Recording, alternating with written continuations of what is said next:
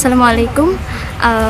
বিজয় দিবস সম্পর্কে যদি বলি তাহলে 9 মাস ব্যাপী একটি মুক্তিযুদ্ধের পর আমরা পাকিস্তানি বাহিনীদের সাথে লড়াই করে একটি নতুন বাংলাদেশ পেয়েছি এবং কারেন্টলি একটি জুলাই বিপ্লব গেল 2024 সালে, যেটি খুবই স্মরণীয় এবং মর্মান্তিক আমাদের জন্য।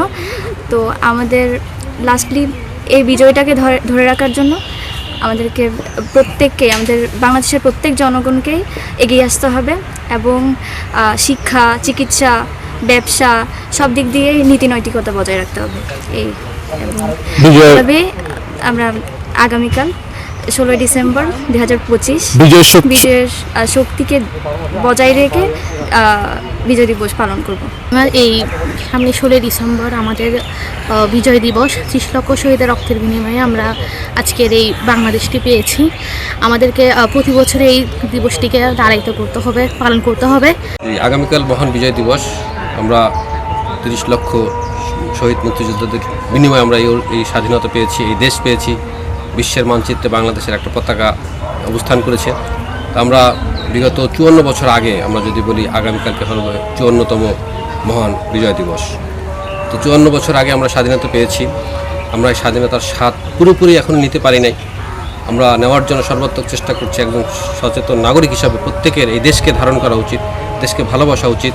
শৃঙ্খলা, নিয়ম, নীতি, দেশের সরকার প্রতি যেটা হয় সেটা কিন্তু মেনে চললে, একে অপরের প্রতি সহমর্মিতা, সহানুভূতি, মানুষের পাশে দাঁড়ানো, এই জিনিসগুলো হলো স্বাধীনতার মানুষ ভোগ করবে এই জিনিসগুলোর মাধ্যমে।